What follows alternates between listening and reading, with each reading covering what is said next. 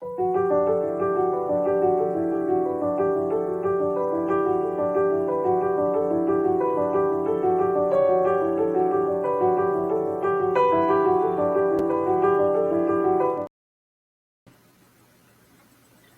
noite, queridos irmãos, queridas irmãs. Novamente estamos aqui para o estudo do Livro dos Médiuns, dando sequência a este estudo, que está sendo realizado no grupo de WhatsApp do ESG, Estudo Sistematizado da Doutrina Espírita. Nós rogamos a Jesus e aos benfeitores de cada um que seja conosco durante esses momentos que estamos conectados pelo estudo. Colocamos na última terça-feira, além do link e as questões, fizemos um quiz no grupo, com as respostas também, além dos questionamentos, a resposta de cada uma delas, que é as perguntas que estão no nosso primeiro estudo, no material do nosso primeiro estudo. Daremos sequência nessa terça-feira, e também daremos continuidade conforme for vendo a necessidade de voltar em algum assunto já tratado no nosso estudo. Eu estou aqui com o meu livro dos médiuns. Este é a tradução de Guilherme Ribeiro. E faço pedido aos amigos que tiverem o livro físico, que esteja utilizando durante o estudo para fazer anotações, grifar, enfim, estarmos realmente debruçados no estudo. E aqueles que não tiverem o livro físico, estaremos colocando novamente o link aonde terão acesso aos livros da codificação, entre estes o Livro dos Médiuns. Hoje é o nosso terceiro estudo, e o objeto deste estudo é o itens 57 a 74, já do Livro dos Médiuns. Então, vamos dar sequência, fazendo a leitura das questões, que será colocada no grupo, e logo após faremos a leitura dos conceitos retirados destes itens, para nos aprofundar um pouco mais sobre o assunto tratado nestes itens. Então, as questões, a primeira é: qual a natureza do perispírito? Isso está lá no item 57, a resposta. Como pode o espírito, que é imaterial, agir sobre a matéria? Como pode um espírito que está desencarnado agir sobre a matéria, sendo o espírito imaterial? Essas respostas estão no itens 58, 72 e 74 do Livro dos Médiuns. Em que consiste o fenômeno chamado mesas girantes? Olha lá, as mesas girantes, algo que iniciou e instigou o codificador a ir além, a analisar o que estava por trás daquele efeito. Daquela causa, desculpe. Qual era a causa daquele efeito? Este é o termo correto. Isto está lá no item 60. Como se dá o fenômeno das mesas girantes? Como se dá isso? Isso está nos itens 61 e 62. Há necessidade nas sessões mediúnicas de certas precauções, como alternar-se o sexo, dar-se as mãos, ambientes escuros e etc. Isso está nos itens 62 e 63. E as reuniões mediúnicas, por vezes, elas são cercadas por misticismo. Então, tomar muito cuidado quando uma sessão mediúnica tenha misticismo, tenha personalismo daqueles trabalhadores que estão ali compondo aquele trabalho. Por isso que é tão importante, não só para cada um de nós, como também o estudo aprofundado do Livro dos Médiuns na casa espírita, pelos participantes da sessão mediúnica. Não só o livro dos médiuns, mas também todos os livros da codificação. Hoje teremos aqui algumas citações, e essas citações eu trouxe aqui o livro dos Espíritos para deixar aqui ao alcance das mãos, como também a Gênese. Então, teremos aí o que pesquisar nos outros livros e como é importante ter o acesso às obras da codificação para um estudo sério e responsável. O que é que caracteriza uma manifestação como inteligente? A inteligência do fenômeno não é devida à ação do médium? Será que a inteligência desse fenômeno não é devida à ação do médium? Itens 69 e 70. Mencione um fato que prove que as comunicações espíritas não são reflexo da mente dos participantes da reunião. Isto está no item 70. Como foram descobertos os diversos meios de comunicação entre os homens e os espíritos? Item 71. E que é fluido universal? E neste questionamento aqui, que é fluido universal, foi aí que eu trouxe aqui para nós a Gênese, e já indico aos amigos que façam a leitura do capítulo 14, dos itens 1 ao 6. Nele estará contido a explicação do fluido cósmico universal. Então, o que é? E também aqueles que quiserem ler todo o capítulo 14, ele é de esclarecimento sobre também a questão do nosso perispírito, do que ele é formado, enfim. Capítulo 14 da Gênese. E sobre essa questão do fluido cósmico universal, eu trago para vocês também o Livro dos Espíritos, na questão 27. A questão 27 do Livro dos Espíritos, farei até leitura para nos aprofundarmos. Kardec faz o questionamento. Há então dois elementos gerais do universo, a matéria e o espírito? Então, Kardec já faz o questionamento como uma certeza, uma afirmação. Há então dois elementos gerais do universo, a matéria e o espírito? E olha a resposta dada pelos espíritos da codificação. Sim, há dois elementos gerais do universo, a matéria e o espírito, sim. E, acima de tudo, Deus, o Criador, o Pai de todas as coisas, o Pai de todos nós. Deus, Espírito e matéria constitui o princípio de tudo o que existe, a Trindade universal. Mas ao elemento material se tem que juntar o fluido universal.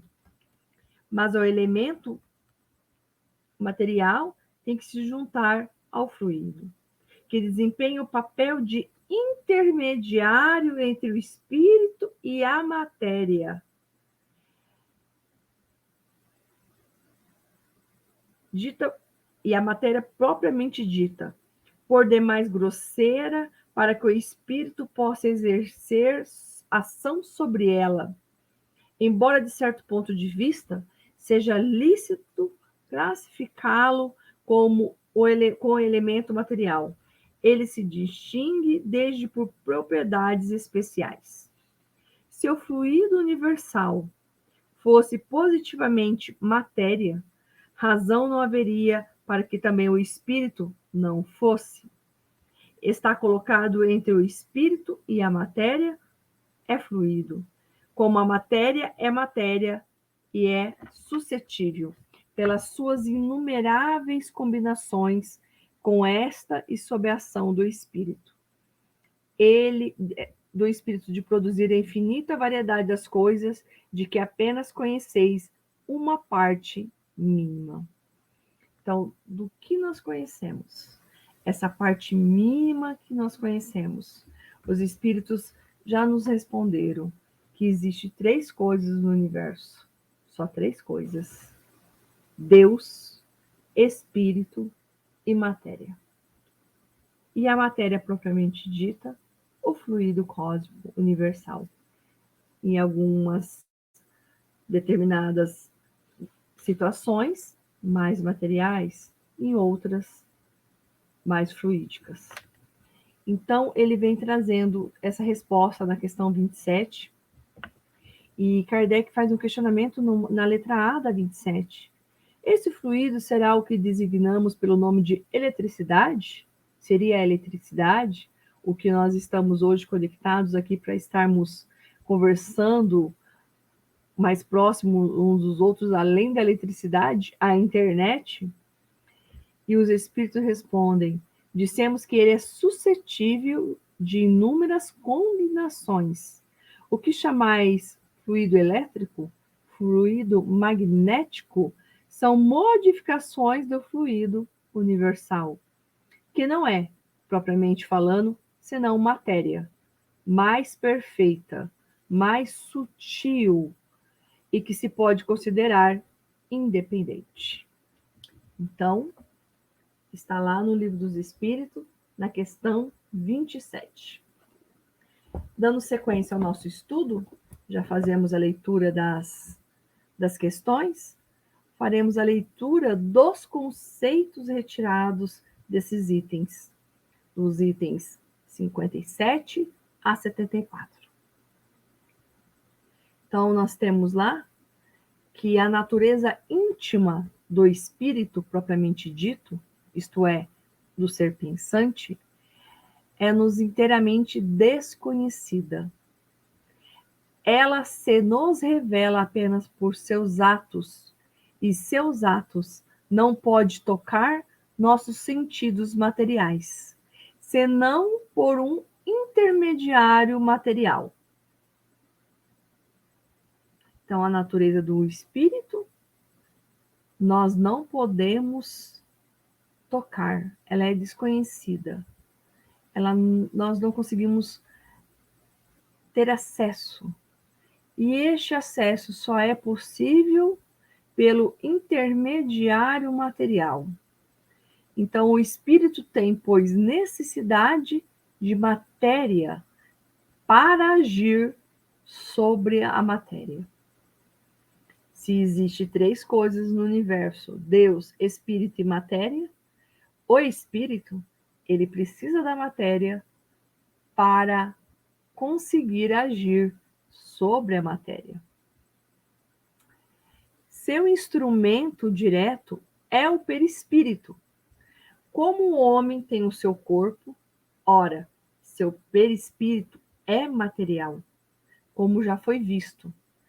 Tem em seguida por agente intermediário o fluido universal, espécie de veículo sobre o qual age, como agimos sobre o ar, para produzir alguns efeitos com a ajuda da dilatação, da compressão, da propulsão ou das vibrações.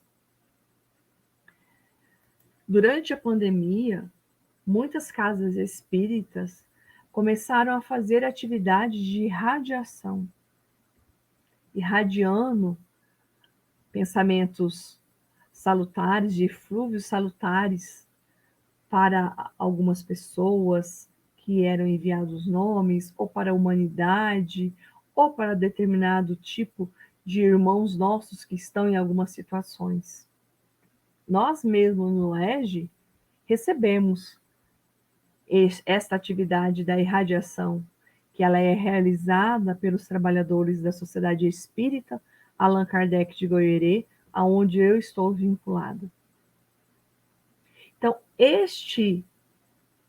essa atividade de radiação é isso, é colocar a matéria em dilatação, em propulsão, ou das nossas vibrações, nossos desejos salutares, que elas chegam ao nosso irmão que está necessitando delas. Como pode o espírito, com a ajuda de uma matéria tão sutil, agir sobre corpos pesados e erguer objetos? Seguramente um homem de ciência não faria semelhante objeção, porque sem falarmos das propriedades conhecidas que este novo agente pode ter, não vemos aqui mesmo exemplos análogos, Não é nos gases rarificados, nos fluidos imponderáveis, que a indústria tem seus mais pulsantes motores? Quando vemos o ar derrubar edifícios, o vapor puxar o navio, a pólvora gasificada erguer rochedos, a eletricidade quebrar árvores, porque é estranho que o espírito, com o auxílio do seu perispírito, possa erguer uma mesa. Para nossa reflexão. Tertuliano fala em sua obra, de modo explícito, sobre as mesas girantes e falantes.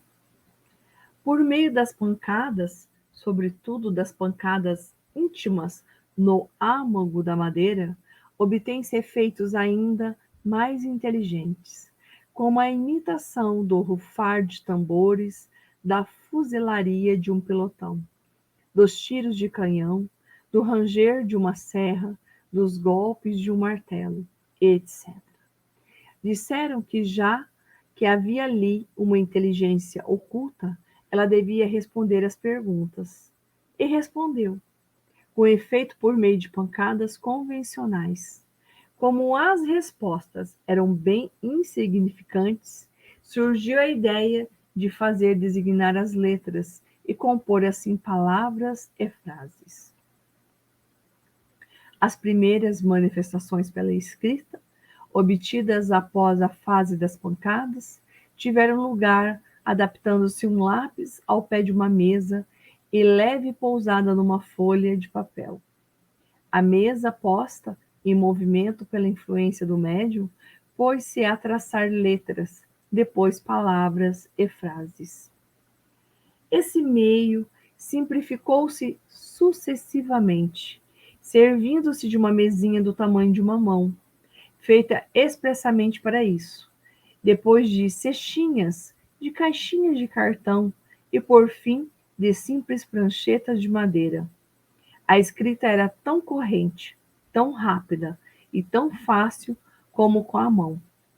Mais tarde, reconheceu-se que esses objetos não eram mais que apêndices, verdadeiros porta-lápis, que podiam ser dispensados.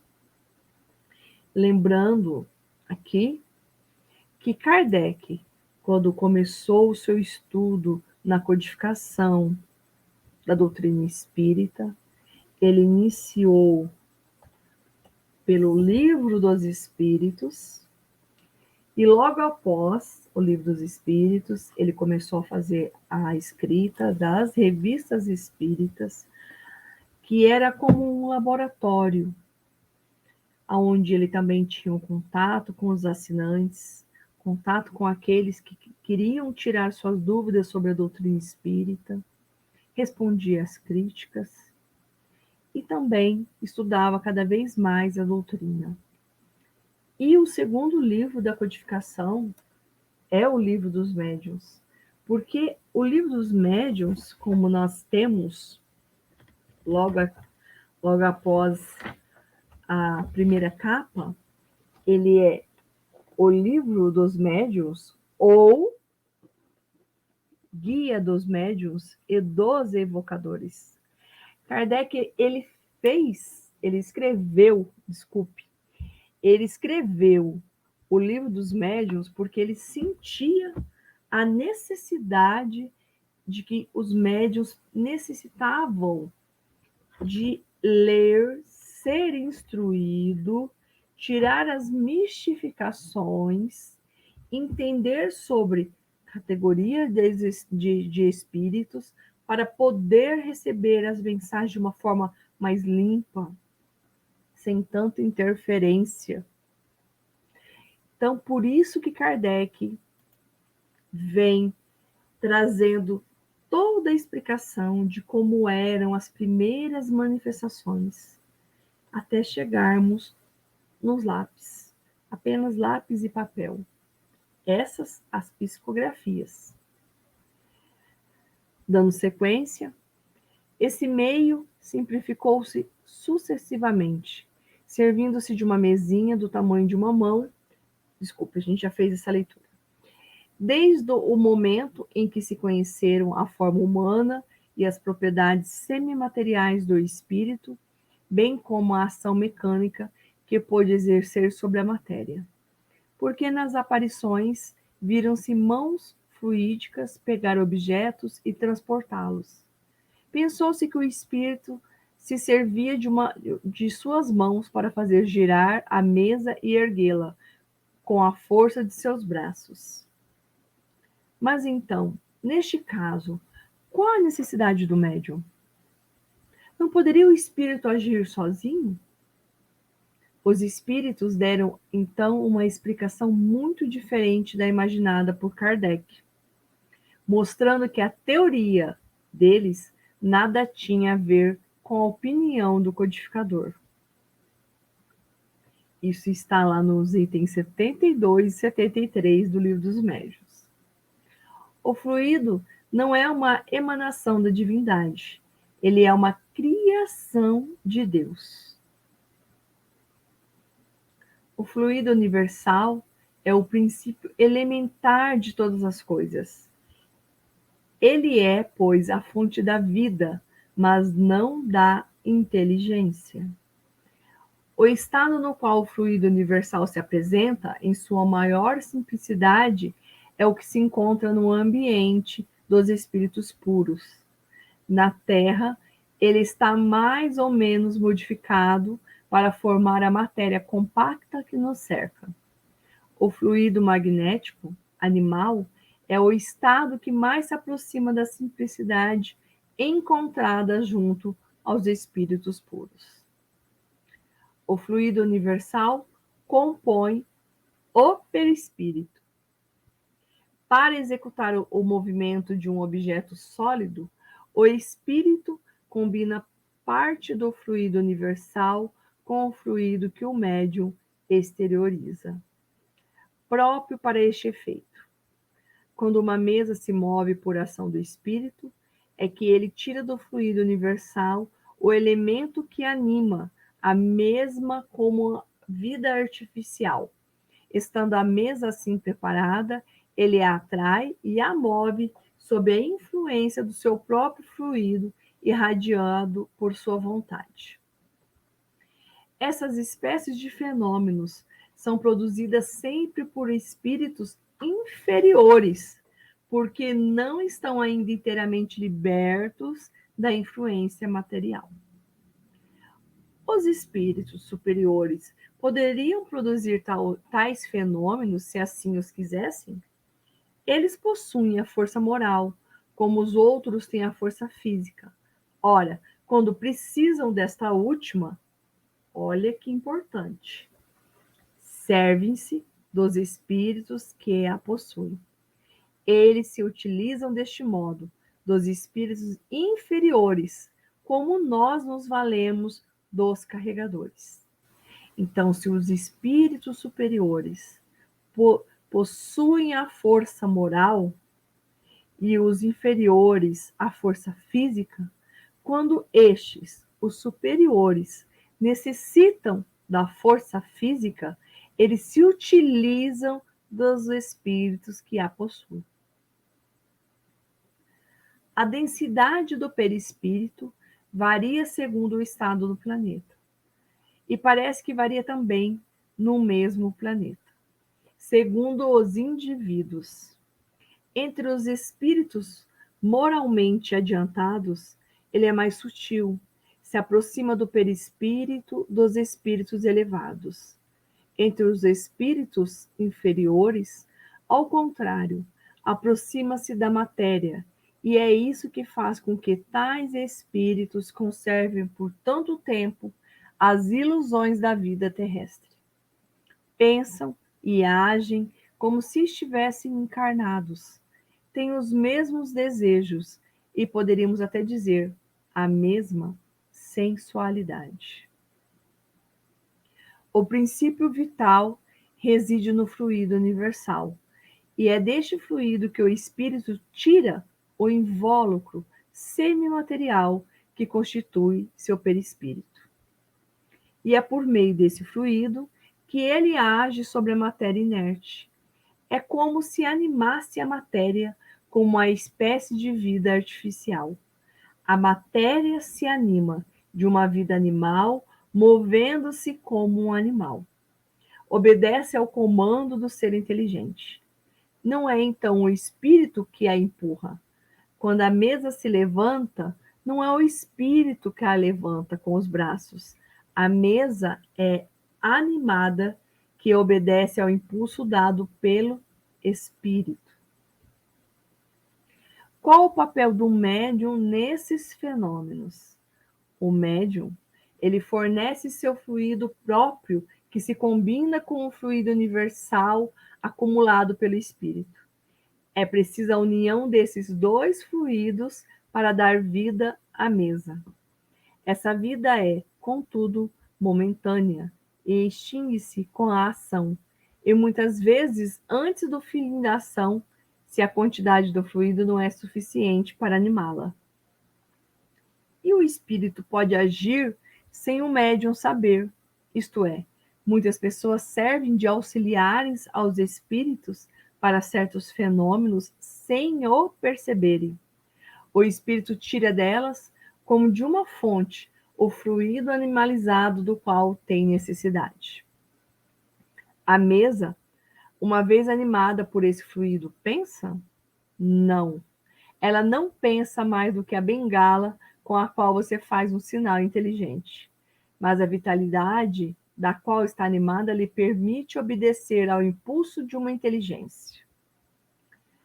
A causa preponderante da produção desse fenômeno é o espírito? O fluido é apenas o instrumento, mas as duas coisas são necessárias. E por que os médiuns não têm o mesmo poder para a obtenção desses fenômenos? Porque essas faculdades dependem do organismo e da maior ou menor facilidade com a qual a combinação dos fluidos pode operar-se. Além disso, o médium se simpatiza mais ou menos com os espíritos, que vejam nele a força fluídica necessária. A matéria não é um obstáculo para os espíritos. Eles penetram em tudo, e por isso, uma parte do seu perispírito se identifica, por assim dizer, com o objeto em que penetra. O fluido do perispírito penetra a matéria e se identifica com ela, animando-a com uma vida artificial. Pois bem, quando o espírito pousa os dedos nas teclas de um piano, pousa-os realmente e mesmo os mexe. Mas não é a força muscular que imprime na tecla. Ele anima a tecla, que obedece então à sua vontade, mexe-a e toca a corda do piano. Queridos irmãos e irmãs, chegamos ao fim de mais um estudo do Livro dos Médiuns. Gostaria de deixar aqui novamente o pedido para que o link não seja compartilhado fora do grupo EGE, pois é um trabalho realizado para vocês, destinado a vocês, para o nosso estudo, meu e de vocês. Gostaria novamente de agradecer o carinho de todos, a atenção, e que Jesus seja conosco sempre.